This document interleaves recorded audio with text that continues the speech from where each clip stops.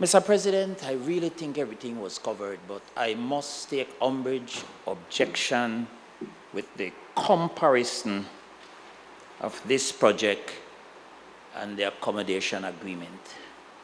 My esteemed colleague, Senator Shabat, and my esteemed colleague, Senator Lizarraga, may be unaware of the details of that vile, sick, despicable, dirty accommodation agreement that the Honorable Prime Minister at the time, the Honorable Said Musa, and his Attorney General, the Honorable Francis Fonseca, signed that cost us some $500 million. I know for a fact that my honorable colleague now joined us just here in the Senate, and my friend for many, many, many years, whom I respect highly, is also somewhat familiar with some of the details of that. I'm not sure the media will cover it, because the last time I covered the accommodation agreement, I never heard a pip in the media, so the public never know. In fact, my good colleague, Senator Woods, was upset. She jumped up for a minute and said, stick to it, stick to it. So let me take 3 minutes with your permission and give the genesis and the gist of that accommodation agreement so people can see that this is clearly not so. The accommodation agreement is exactly what the word said, was born out of the fact that there was a North American securitization program, which program was a good program. I loved the vision and the futuristic concept of the securitization program engineered by the then Honorable Ralph Fonseca, because it was a way to bring capital into the country, much needed capital for development.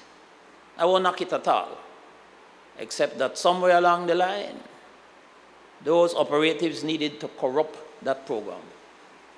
So there was this North American securitization program, and the way it worked was mortgages were sold in a line all the way up to Bank of America. So there were these mortgages from a company called St. James. St. James supposedly, did not, but supposedly lent some money to some entities. I won't go into those details, kind of relevant for this. And those entities issued mortgages. Those mortgages were sold to Social Security. Social Security sold them to the DFC. The DFC sold them to a Belize Mortgage Company resident in the Cayman Islands. And the Belize Mortgage Company sold them to the Bank of America. Beautiful. And the money came down, Bank of America, Belize Mortgage Company, DFC, Social Security, St. James, and deposited in Hibernia Bank. The truth of the matter is, there were no mortgages to that value. Under the scheme, St. James was required to pay the Social Security, the monthly mortgage figures. Social Security would then pay DFC, DFC would pay Belize Mortgage Company, and they would pay Bank of America, and everything would be hunky-dory. The trouble is there was no St. James, because they just closed down. And so Social Security was left holding the bank. When that was discovered by the people of Belize, I asked for a Senate investigation, first ever in this country, and in fact, in the Commonwealth Caribbean. Senator Lizarraga was very supportive of that. The very principle of this bill, Dr. Canton and the Chamber, was very supportive. I battled my current Prime Minister to do that, because people wanted commission of inquiry. I opted for the Senate because of the separation of powers, and I know that the principals could not move against the Senate to discontinue the investigation the way they did the DFC when they had a commission of inquiry. That is why to date you do not have a DFC report, but you have a Senate report. And I was so dogged at trying to follow this, that when the government recognized that the Bank of America realized that these mortgages were fictitious And that program would collapse, and they would be on the hook for millions of dollars. The government of Belize had to find a way to do it. And the way they found was to go to one Lord Michael Ashcroft, who owned the BTL at the time, and ask Lord Ashcroft to buy those properties. And Lord Ashcroft bought them. He had termed that a retirement package for the boys, and he said, but now I will get my pound of flesh. The accommodation agreement starts off by saying, in order to accommodate the government's sale of properties, some 19 million to BTL, and then it goes on. Pick sense out of nonsense. BTL, they buy some properties. Should not have BTL paid the government. You they buy something, you pay for it, man. Even if they are long term. No. The accommodation agreement, I they buy it. So it's a sale. Legally a sale. No longer could North American securitization program say, oh, then the fictitious mortgage. Hell no. Because BTL, a reputable company, had bought those mortgages. Proper mortgage, no. Money are there for pay going up.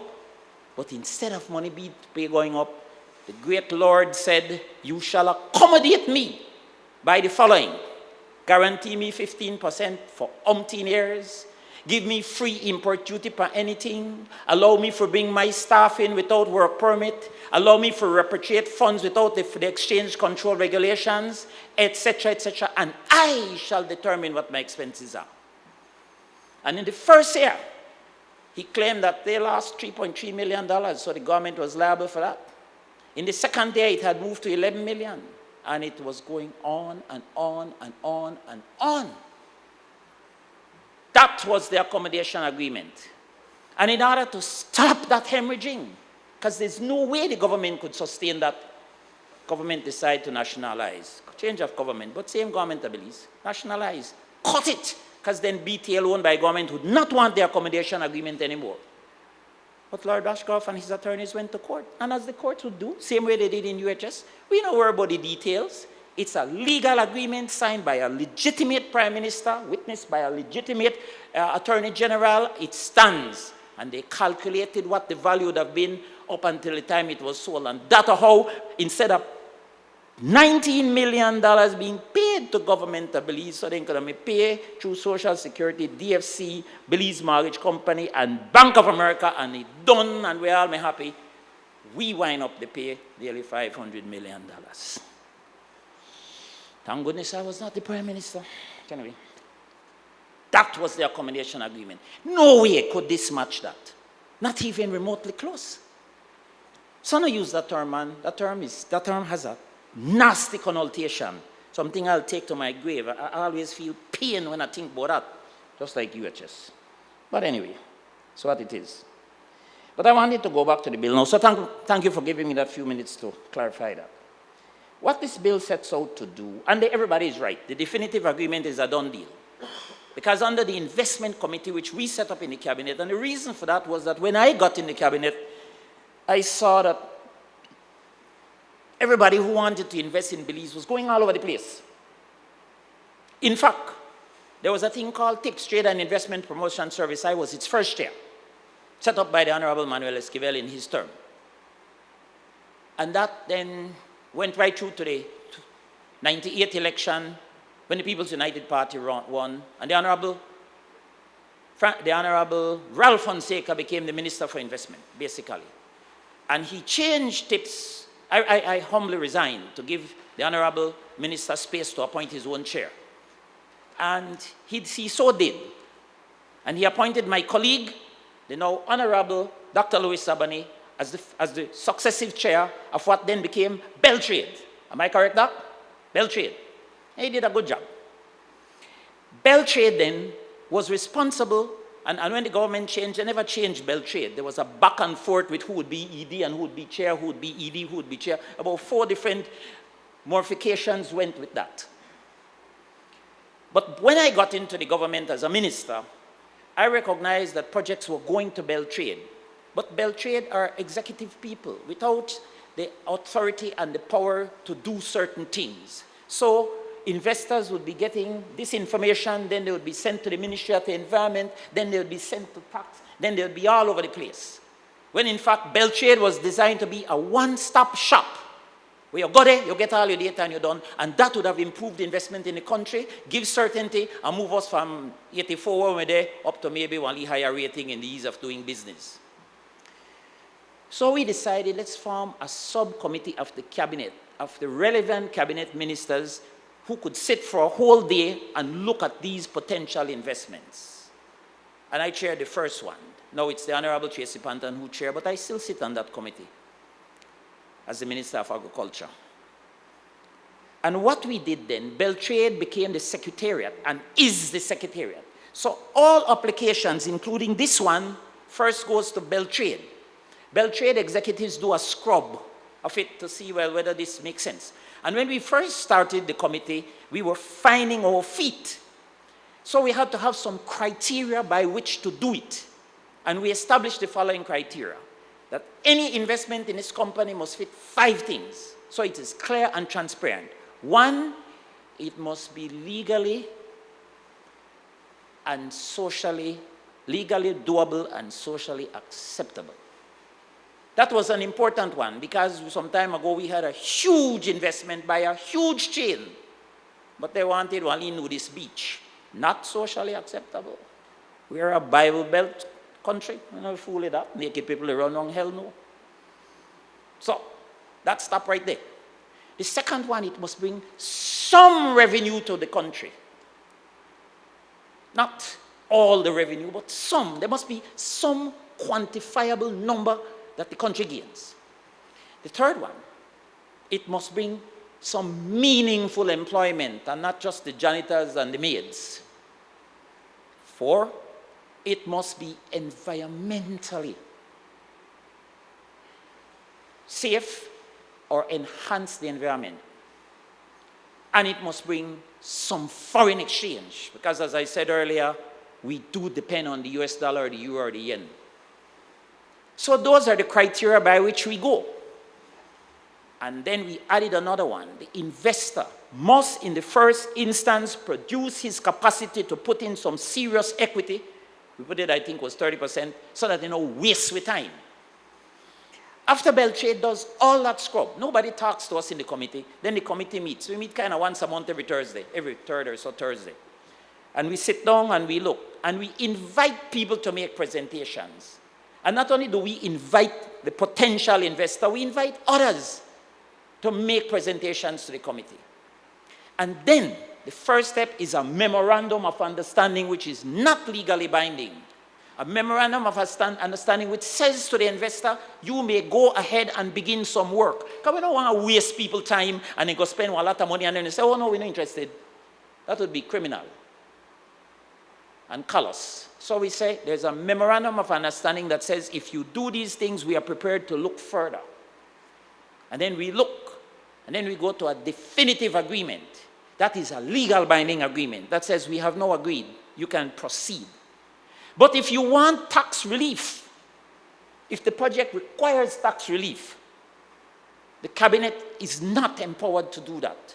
Taxation is the legislature. The prime minister or nobody can say we'll relieve you of your taxes if you need that. So then we go to step 3, which is a law. And the law says the legislature, which holds the law for money, because it is only the House of Representatives. By convention, you know that, you're an attorney. And by the Acts of Parliament of 1909 and 1949, it says the people who stomp, meaning the people who walk the street and say, please vote for me. Only then could tax the people and spend the people money. None of we in here could tax the people, and none of we could spend the people's money, them.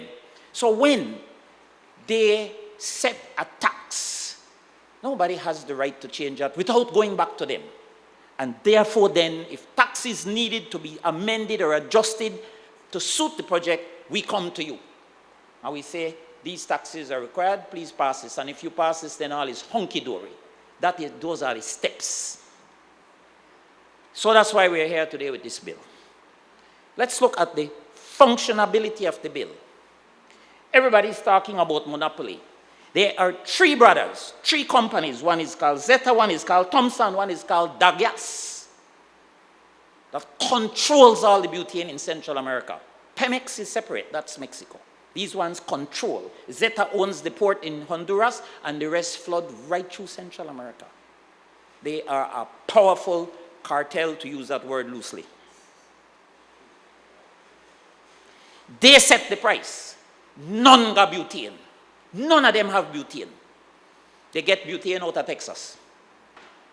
They get butane out of Texas. They used to get butane out of Venezuela to the port in Honduras. That's where the butane come from. But then control it in Central America, including all the depots. And nobody in Belize could have opened a butane depot, which was not a Tomsa. BWL is associated with the gas. None could have opened here that was not controlled by them. Then a magical thing happened in Belize. It's really God's country. Beautiful, nice little place to live. The best on the face of the earth. Better than the United States by far right now. Because up there, you're not sure what your citizen status is. Yeah, you're sure. So, Belize is magical. And what was that? There was a company called BNE. Then discover gas. Then discover oil. Magical. Small amounts. Was a wildcat, they call it. But it's early oil, man. None of them huge companies. And along with that came these various gases. Propane, butane, methane, and all the rest. And so BNE set about to do butane. And BNE really did butane. Because BNE produced 60-40. Lovely blue when you're cooking. Lasts long. And they kept their prices stable. Truth of the matter is BNE ran out of butane because they ran out of oil. But in order to keep that facility they have going, they made a deal with Pemex. It took a long while to make the deal. But they made a deal with Pemex so that they get from Pemex and they blend the little bit they got and they sell. They have a few little depots. There's a depot in Bemopan called CS Energy. And this is how I know this story ever so well. CS Energy is owned by my son and his sister. CX Energy, when they could not get butane from BNE, attempted to get from one of the others. Hell no. Not going to sell you no gas. We only want to sell for we depots. And then when eventually they intervened together with some of the other depots that were not theirs to get some legal thing, they said, we want to sell you. But they started to sell at the retail price. That's what they sell the wholesale at. Me could give all the numbers, dates, time, is because I'm precise with my data. So, you know what my son said? He said, Daddy, this don't make no sense, you know. Imagine you don't want minister, government, and the way this now, you can't even control them big companies. The government, through the Bureau of Standards, keeps control of the prices. They publish it every single time there is a change in price. That law is there and it continues to be effective. You know what the company then say? Well, force we. Force we if you think you're bad. Minister Tracy Panton, Minister Saldiva, and other ministers sat in deep negotiations with them. They said, force we if you think you're bad. Where else you can get the butane? It comes by road. No way else we could get it. No way else. So government got law where they no follow. And then it got worse. When BNE set up with Pemex, again, CS Energy, my son decided, a smartly businessman, I must give him kudos, that he undersell the price of the other depots in Belmopan. Was doing a hell of a time. You know what the other depots did? Went to BNE and said, listen, if you don't get your depots for line the prices with us, we will talk to Pemex and you will see what will happen. And there's some other things that came about. That depot closed, then open, closed, then open, closed, then open. Nobody can do business like that. That is the monopoly control where they talk about. That is what the people of Belize need to know. The kid was forced to align his prices. Forced to align them. Or we never may have got no butane, no business, no nothing, I got loans up here. Loans to the Heritage Bank and Scotia. That the monopoly. So what this aims to fix? This aims to fix the fact that there will be a depot. They don't got no butane. They don't make none. It will simply be a facility at the port. So we're no longer dependent on road. Nothing can pass through Central America near butane if you don't come from there. Again, I know, because again, my boys went to Honduras to try to buy butane from a company that bought from Petrojam and pulled it into Honduras at the port, and that company made one shipment, and that was the end of the day. Because them boys up there say, you what? Must be nuts. And us couldn't get it from Honduras into Belize. That is the level of monopolistic cartel control. What this aims to do is to put some tanks at the port so that we can buy from the same source in Texas where they buy, we could buy from Trinidad where they buy, and when the United States decides to relieve Venezuela or put Guido or whomever in charge and bless that country, we may be able to buy back again from Venezuela. And so, there'll be 4 companies in the region, then the 3 and this one. And I can assure you the trucks will start to come into Belize to buy for carry into Guatemala, etc. I can assure you of that. Or maybe they'll do something. They may shut the border up on our side. And then, so this is all this is. It's a facility to allow the importation. The government continues to retain the handle on the price because the government will know what is the acquisition cost. The government will know what is their margin. The government will know what is their cost, and the government will fix the price. And there'll be no distributor who will be disenfranchised. Because all going to go buy the gas, and there will be a price, and they'll be free to drop the price or raise the price, not beyond the control price, but drop the price below the control price. And nobody will be able to say, we can't sell you gas, and we don't sell you gas unless you align the price. And that's how the people of Belize and benefit. And I guarantee it will not be higher than where I get from Zeta and them. Not be higher, because they buy from the same source. And we will be able to monitor and control it. No, uno. That is the benefit of doing this. And so there was a long, detailed negotiations back and forth, because the government wanted to be safe. Everybody in here, or not everybody, but some of you calling him Dr. Canton, he is an expert in this business. Because he started the one at B&E, so he knows everything there is to know about butane in terms of its blending, etc., etc. This facility will also maintain the blend, because I can tell you Bureau of Standards has gone to every station, and they have found gas that's 90-10, they have found gas that's 70-30, they have found gas that's 20-80. And what they could do about it? What they could do about it? Shut down the shipment, send it back, the gas station, buy it from the tankers. And the tankers don't sell and collect. And what would be the result for Belizean people? You're shut down, no butane. So this can't be controlled, contained, compared to any other monopoly. And let's talk BEL just to talk about monopolies. Yes, BEL is a monopoly, but the suppliers are not. And when we nationalize BEL, we nationalize the distribution. Because you could not allow in a small country 10 different lampposts down the street with 10 different sets of wire and 10 different sets of people to hook up to. And unfortunately, it's so far the technology is you have to be wired to your house to get power. But the supply is not a monopoly. The supply is BSI, the supply is Santander, the supply is Chaleo, the supply is, and we look for solar and all kind of things. It is the distribution, and people have to understand that. That distribution, and there's a PUC to regulate that. Water is the same thing. You got 50 pipes they run through the yard, so you could decide which pipes. You have to take that, man, a small country. Even in the United States, the whole of the eastern board is Con Edison. The same thing with bus transportation. You can't allow everybody, and Belize has the most bus companies in the world. We got 83. That's when you start to really do competition, you get a lot of things. BTL now is a different thing. And if BTL continue to have been wires to your house, may be a little tough too, because then you have to allow wires per post. Even that is easier because you could see the cable wires running. Thank God we are now at wireless, so 50 people could jump in, and Senator is right, the competition is hot because of that. So man, make it be clear what they talk about. This project aims to put some tanks at the port, tender for the gas. Everybody know that. It comes, there is a price landed at the port, which government will know. There is the maintenance and all of that cost, which they know already. There's the markup, which they know, and they fix the price. And you go there, and you buy your gas. And you could take your favorite gas station. Some might get 3 cents cheaper, some might get 5 cents cheaper, some might get 10 cents cheaper. None could be above the control price. Last but not least, it's a Belizean company, man. Belizean entrepreneurs trying to do the right thing. Savings and securing. And it's an essential commodity now. We could not, for the love of we, if there was an emergency, under the emergency powers, we could not command any of those guys' tankers. Because that time may be the last set of tankers we ever command. In a hurricane or anything. This facility, we could commandeer the tankers. That's a Belizean facility, and it's here, and you're not going to know where to go.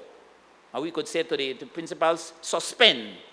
We commandeer this for right now so that its distribution to all the people in this urgent emergency time and need fits right in with our risk assessment and our risk control. I move the question.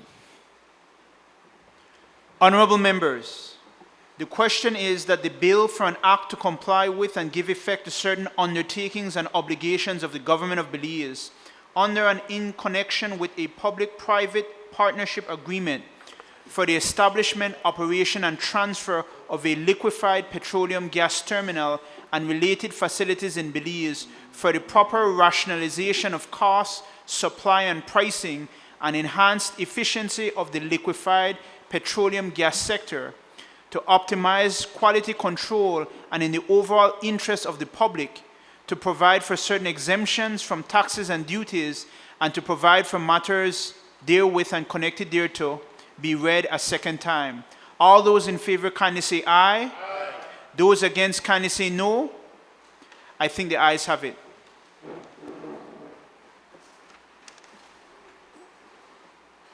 The bill for an act to comply with and give effect to certain undertakings and obligation of the government of Belize under in connection with a public-private partnership agreement for the establishment, operation, and transfer of a liquefied petroleum gas terminal and related facilities in Belize for the proper rationalization of cost, supply, and pricing, and enhanced efficiency of the liquefied petroleum gas sector, to optimize quality control and in the overall interest of the public, to provide for certain exemptions from taxes and duties, and to provide for matters connected therewith or incidental thereto.